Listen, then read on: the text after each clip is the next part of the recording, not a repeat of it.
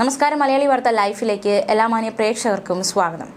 നാം എല്ലാവരും നേരിടുന്ന ഒരു പ്രധാന പ്രശ്നമാണ് താരൻ ഉണ്ടാക്കുന്ന ആരോഗ്യ പ്രശ്നങ്ങൾ, ബുദ്ധിമുട്ടുകൾ വളരെ വലുത് തന്നെയാണ്. തല വലുതായി കടിക്കുക, ചൊറിയുക, അതുപോലെ തന്നെ ഈ ഒരു വലിയ രീതിയിലുള്ള ബുദ്ധിമുട്ട് തന്നെയാണ് താരൻ നമ്മളുടെ ശരീരത്തിൽ ഉണ്ടാക്കുന്നത്. മുഖക്കുരു വരിക, അങ്ങനത്തെ ഒരുപാട് പ്രശ്നങ്ങൾ താരൻ സൃഷ്ടിക്കുന്നുണ്ട്.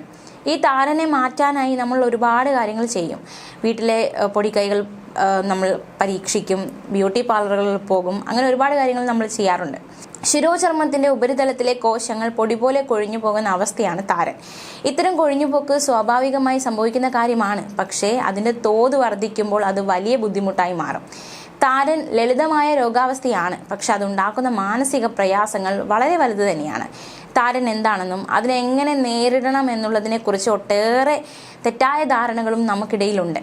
എന്തായാലും ഒരുപാട് പൊടിക്കൈകളൊക്കെ ഉണ്ട് എങ്കിൽ പോലും ബ്യൂട്ടി പാർലറുകളിൽ എന്തൊക്കെ ചികിത്സകളാണ് താരനായി ഉള്ളത് എന്നാണ് നമ്മൾ ഇന്ന് ഈ എപ്പിസോഡിലൂടെ നോക്കാൻ പോകുന്നത്.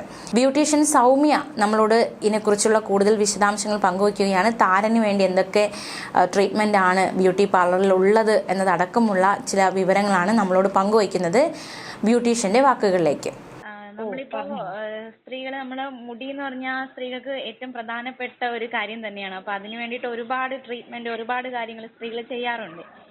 അപ്പോ ഈ ചുരുണ്ട മുടി, അതുപോലെ തന്നെ മുടി ഒന്ന് നന്നായിട്ട് സ്ട്രെയിറ്റ് ആയിട്ട് കിടക്കുക, സ്മൂത്ത് ആയിട്ട് കിടക്കുക, അത് സ്ത്രീകൾക്ക് വലിയൊരു കോൺഫിഡൻസ് ആണ് നൽകുന്നത്. അപ്പൊ അതിന് വേണ്ടിയിട്ട് സ്മൂത്തനിങ്, സ്ട്രൈറ്റനിങ് ഒക്കെ ചെയ്യുന്ന ഒരുപാട് പേരുണ്ട്. ശരിക്കും സ്ട്രൈറ്റനിങ്, സ്മൂത്തനിങ് ഇത് തമ്മിൽ എന്തെങ്കിലും ഡിഫറൻസ് ഉണ്ടോ? ഇതിൽ ഏതാണ് നല്ലത്? മുടിയുടെ ആരോഗ്യം അല്ലെങ്കിൽ മുടിയുടെ ശ്രദ്ധിക്കുന്നവർ ഏതാണ് ശരിക്കും തിരഞ്ഞെടുക്കേണ്ടത്? ഇത് ശരിക്കും രണ്ടും കെമിക്കൽ ട്രീറ്റ്മെന്റ് ആണ്. സ്ട്രെയിറ്റനിങ്ങും സ്മൂത്തനിങ്ങും തമ്മിൽ ഡിഫറൻസ് ഉണ്ട്. ക്രീമൊക്കെ സെയിം ആണെങ്കിലും അയണിങ് ആണ് ഇതിന് ഡിഫറൻസ് വരുത്തുന്നത്. സ്ട്രെയിറ്റനിങ്ങിന് ഒരു 4 അയണിങ് ഞങ്ങൾ കൊടുക്കും. സ്മൂത്തനിങ്ങിനാണെങ്കിൽ 2 അയണിങ്. സ്ട്രെയിറ്റനിങ് കാട്ടി അത് ഓരോരുത്തരുടെ ഇഷ്ടമാണ്, കസ്റ്റമറുടെ ഇഷ്ടമാണ് ഏത് വേണമെന്ന് ചൂസ് ചെയ്യുന്നത്.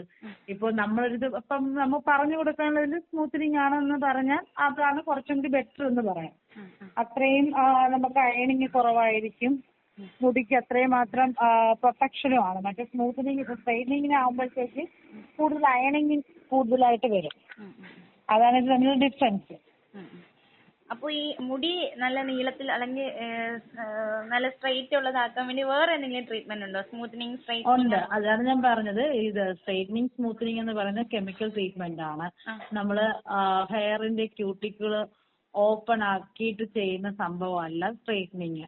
പക്ഷേ ഇത് പ്രോട്ടീൻ ട്രീറ്റ്മെന്റ് ഉണ്ട്. നമ്മുടെ ബോട്ടോക്സ്, കെരാറ്റിൻ, നാനോപ്ലാസ്റ്റ് ഇതൊക്കെയാണ് പ്രോട്ടീൻ ട്രീറ്റ്മെന്റ്. അത് വരുന്നത് നമ്മൾ ശരിക്കും പ്രോഡക്റ്റിനെ ഹെയറിന്റെ ക്യൂട്ടിക്കിൾ ഓപ്പൺ ആക്കി അത് ഡെപ്പോസിറ്റ് ചെയ്യാണ് ചെയ്യുന്നത്. ബോട്ടോക്സ്, കെരാറ്റിനൊക്കെ അതാണ് ഏറ്റവും കൂടുതൽ നല്ലത് ഹെയറിന്. പ്രൊട്ടക്ഷൻ ആണ്, പ്രോട്ടീൻ ട്രീറ്റ്മെന്റ് ആണ് അത്. അപ്പോ ഒരു ബ്യൂട്ടീഷ്യൻ എന്ന നിലയിൽ ചേച്ചി ഏതായിരിക്കും പ്രിഫർ ചെയ്യുന്നത് കസ്റ്റമേഴ്സിന്? ഇതിലേതാണ്? നമുക്ക് അങ്ങനെ ബ്യൂട്ടീഷ്യൻ എന്ന നിലയ്ക്ക് കൂടുതലും പ്രിഫർ ചെയ്യാനുള്ളത് ബോട്ടോക്സ് ആണ്. പക്ഷേ ബോട്ടോക്സ്, സ്മൂത്തനിങ്, സ്ട്രെയിറ്റനിങ് കാട്ടി കസ്റ്റമർ ചൂസ് ചെയ്യാൻ കുറവാണ്. ഇപ്പം അവർക്ക് ബഡ്ജറ്റ്, അതായത് അവരുടെ ഒരു ബഡ്ജറ്റ് ഉണ്ടല്ലോ.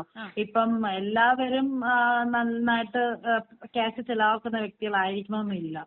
അപ്പോ മീഡിയം ലെവലിലുള്ളവർക്ക് ഇപ്പൊ ബോട്ടോക്സ്, കെരാറ്റിനൊക്കെ ചെയ്യാൻ അത്രയും എമൗണ്ട് കൂടുതലാണ് ഈ ബോട്ടോക്സും കെരാറ്റിനും എന്നൊക്കെ പറയുമ്പോഴത്തേക്ക്. സ്മൂത്തനിങ്ങിന് ആ റേറ്റ്, അത്രയും റേറ്റ് ഇല്ല, കുറവാണ്. അപ്പം മിക്ക കസ്റ്റമേഴ്സും കൂടുതലും ചെയ്യുന്നവര്, ക്യാഷ് ഉള്ളവര് അത് ചെയ്യും, ബോട്ടോക്സ് എടുത്ത് ചെയ്യും. അത്രയും ക്യാഷ് ചെലവാക്കാൻ പറ്റാത്തവര് സ്മൂത്തനിങ് തന്നെ ചൂസ് ചെയ്യാറുണ്ട്. അങ്ങനെയാണ് ചെയ്യാറ്. ഈ ബോട്ടോക്സിൽ എന്തൊക്കെയാണ് ചെയ്യാറുള്ളത്? ബോട്ടോക്സ് എന്ന് പറയുമ്പോൾ ബോട്ടോക്സിന് അതാണ് പറഞ്ഞത്. നമ്മള് സ്ട്രെയിറ്റനിങ്, സ്മൂത്തനിങ് ചെയ്യുമ്പോഴത്തേക്കും ക്രീം ആപ്ലിക്കേഷൻ അത് കെമിക്കൽ ട്രീറ്റ്മെന്റ് ആയതുകൊണ്ട് ക്രീം നമ്മള് ഹെയറിന്റെ പോർട്സ്, ക്യൂട്ടിക്കിൾ ഓപ്പൺ ചെയ്ത് ഡെപ്പോസിറ്റ് ചെയ്യുകയല്ല ചെയ്യുന്നത്. പക്ഷെ ബോട്ടോക്സിൽ നമ്മള് ഹെയറിന്റെ ക്യൂട്ടിക്കിൾ ഓപ്പൺ ചെയ്ത് ഈ പ്രോട്ടീൻ പ്രോഡക്റ്റ് അതിനകത്ത് ഡെപ്പോസിറ്റ് ചെയ്യുകയാണ് ചെയ്യുന്നത്. അപ്പൊ മുടിക്ക് കുറച്ചും കൂടി ഗ്രോത്ത് വയ്ക്കുകയും ചെയ്യും, നന്നായിട്ട് മുടി വളരുകയും ചെയ്യും ബോട്ടോക്സ് ചെയ്യുമ്പോഴത്തേക്ക്. അപ്പോ ഈ ഇത്തരത്തില് മുടി ഒന്ന് സ്ട്രെയിറ്റ് ആക്കിയ ശേഷം അതിനുശേഷം എന്തൊക്കെ കാര്യങ്ങളാണ് മുടിയിൽ ചെയ്യേണ്ടത്? അതായത് ഇപ്പോ ചിലരുടെ അനുഭവം വെച്ചിട്ടാണെങ്കിൽ ഒരു 6 മാസം വരെ അത് അങ്ങനെ തന്നെ കിടക്കും.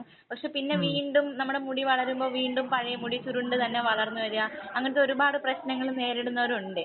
അപ്പോൾ എന്തൊക്കെ ട്രീറ്റ്മെന്റ് ആണ് ഈ ഒരു സ്മൂത്തനിങ്ങോ അല്ലെങ്കിൽ സ്ട്രൈറ്റനിങ്ങോ ഒക്കെ ചെയ്ത് കഴിഞ്ഞിട്ട് മുടിക്ക് പിന്നീട് കൊടുക്കേണ്ടത് എന്തൊക്കെയാണ്? നമ്മൾ സ്ട്രെയിറ്റനിങ് സ്മൂത്തനിങ് ചെയ്യുന്ന ഒരു വ്യക്തിയാണെങ്കിൽ കറക്റ്റ് എല്ലാ മന്തും നമ്മൾ ഹെയർ സ്പാ ചെയ്യുക. അപ്പൊ മുടിക്ക് എന്നുവെച്ചാൽ ഇത് കെമിക്കൽ ട്രീറ്റ്മെന്റ് ആയതുകൊണ്ട് മുടിക്ക് ഒരു പ്രോട്ടീൻ കൊടുക്കുന്നതാണ് ഹെയർ സ്പാ. അത് കറക്റ്റ് എല്ലാ മന്ത്ലിയും നമ്മൾ ചെയ്യുക. അങ്ങനെ ചെയ്യുകയാണെങ്കിൽ മുടിക്ക് ഹെയർ ഫോളിങ് വരില്ല, ഡാൻഡ്രഫ് വരത്തില്ല, മുടി നന്നായിട്ട് വളരുകയും ചെയ്യും. പിന്നെ ബോട്ടോക്സിനാണെങ്കിൽ നമുക്ക് അത്രയും എല്ലാ മാസവും ഹെയർ സ്പാ ചെയ്യണമെന്നില്ല.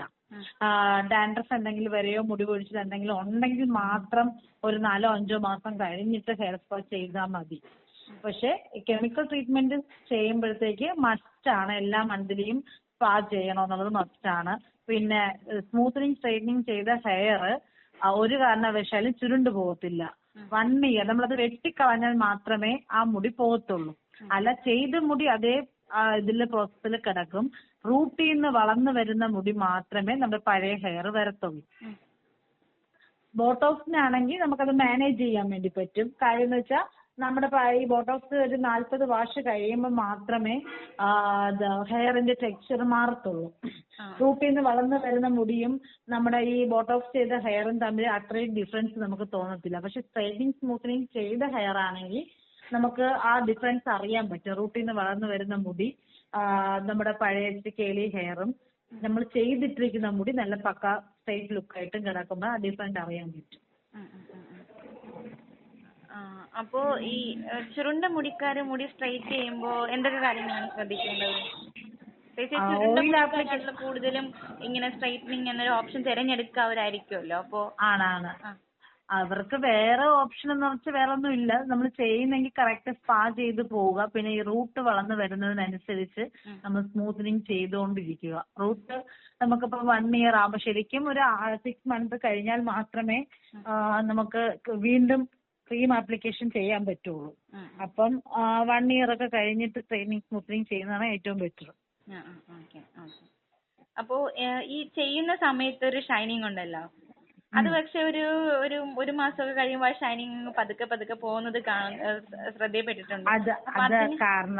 അതിന് കാരണം നമ്മള് 3 മന്ത് വരെ ഓയിൽ യൂസ് ചെയ്യാൻ പാടില്ല എന്ന് പറയും. അപ്പോഴ് ചില വ്യക്തികൾക്ക് സൈനസ് ഒക്കെ ഉള്ള വ്യക്തികളാണെങ്കിൽ നമ്മള് ഒന്ന് നെറുകയിൽ അത് ഉച്ചിയിൽ മാത്രം എണ്ണ തേച്ചിട്ട് ഷാമ്പു വാഷിംഗ് ചെയ്യാൻ പറയും. ആഫ്റ്റർ കെയർ ആണ് സ്ട്രെയിറ്റനിങ് സ്മൂത്തനിങ് ബോട്ടോക്സ് ആയിരുന്നാലും നമ്മൾ കൊടുക്കേണ്ട ഏറ്റവും വലിയ കാര്യം ആഫ്റ്റർ കെയർ മസ്റ്റ് ആയിട്ടും കൊടുക്കണം. ചില വ്യക്തികൾ നമ്മൾ ഈ സ്ട്രെയിറ്റനിങ് സ്മൂത്തനിങ് ചെയ്ത് കഴിഞ്ഞിട്ട് പിന്നെ അവരൊരു കെയർ മുടിക്ക് കൊടുക്കത്തില്ല. നമ്മൾ ചെയ്യുമ്പോഴത്തേക്ക് അതിന്റെ തന്നെ ഷാമ്പു കണ്ടീഷണർ എല്ലാം യൂസ് ചെയ്യുക.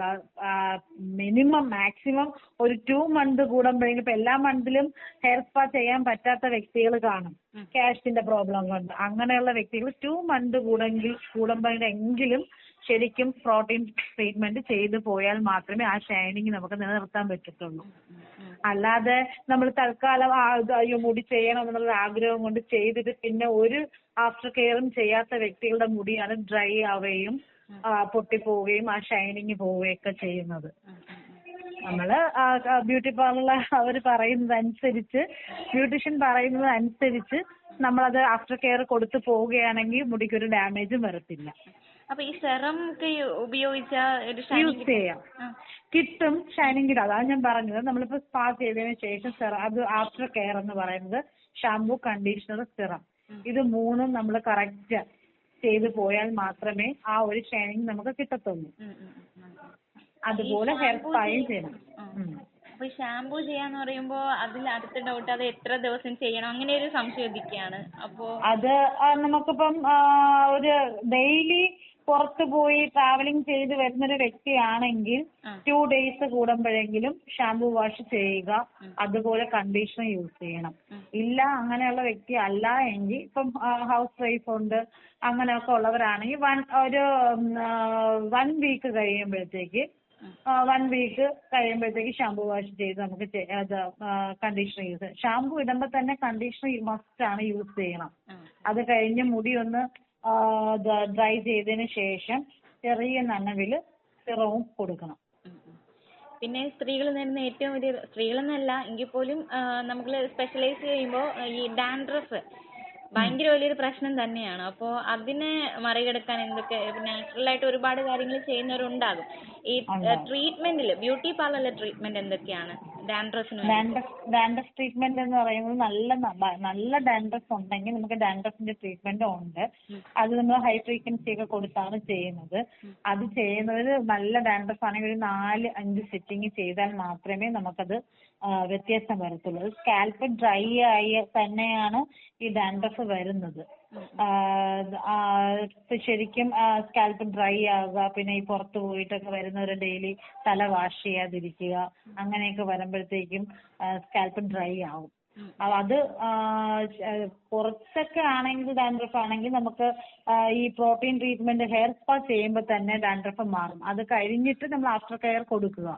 ആഫ്റ്റർ കെയർ ആണ് മസ്റ്റ്. നമ്മളിപ്പം നമുക്ക് തന്നെ യൂസ് ചെയ്യുന്ന ടവല്, സെൽഫ് യൂസിന് യൂസ് ചെയ്യുന്ന ടവല്, ചീപ്പ്, പില്ലോ കവർ, ഇതെല്ലാം നമ്മൾ ഈ പ്രോട്ടീൻ ട്രീറ്റ്മെന്റ് ചെയ്യുന്ന ടൈമിൽ, ഡാൻഡ്രഫ് ട്രീറ്റ്മെന്റ് ചെയ്യുന്ന സമയത്ത് ഒന്നിൽ അത് കംപ്ലീറ്റ് അങ്ങ് മാറ്റുക, ഇല്ലെങ്കിൽ പുതിയതൊരെണ്ണം മേടിക്കുക, അല്ലെങ്കിൽ അത് റീയൂസ് ചെയ്ത് ചൂടുവെള്ളത്തിലൊക്കെ ഇട്ട് നന്നായിട്ട് റീയൂസ്. മാക്സിമം ഞങ്ങൾ പറഞ്ഞു വിടുക, അത് മാറ്റുക. പുതിയൊരു ഡാൻഡ്രഫ് ട്രീറ്റ്മെന്റ് ചെയ്യുമ്പോഴത്തേക്ക് ഇത് നമ്മൾ വീട്ടിൽ പോയിട്ട് പിന്നെ പഴയ സാധനങ്ങൾ ഉപയോഗിക്കാതിരിക്കുന്നതാണ് ഏറ്റവും ബെറ്റർ. ഈ സാധനം ജീവനുള്ള സാധനം പെട്ടെന്ന് സ്പ്രെഡ് ആവും. വീട്ടിൽ ആർക്കെങ്കിലും ഉണ്ടെങ്കിൽ അവരുടെ കോമ്പ് തന്നെ നമ്മൾ യൂസ് ചെയ്യുന്നെങ്കിൽ അത് വരും. അപ്പൊ ഈ 4-5 സിറ്റിംഗ് എന്ന് പറയുമ്പോൾ അത് ഒരു മാസമാണോ അതോ? അല്ലല്ല, മന്ത്ലി.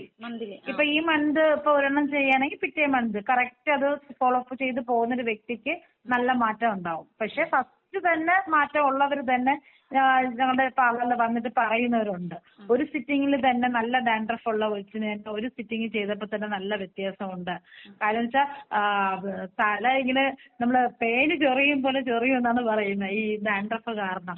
പക്ഷെ ഒരു സിറ്റിംഗിൽ തന്നെ നല്ല വ്യത്യാസം ആ കൊച്ചിനുണ്ട്. അത് പിന്നെ വന്ന് ചെയ്തിട്ടുമില്ല സംഭവം.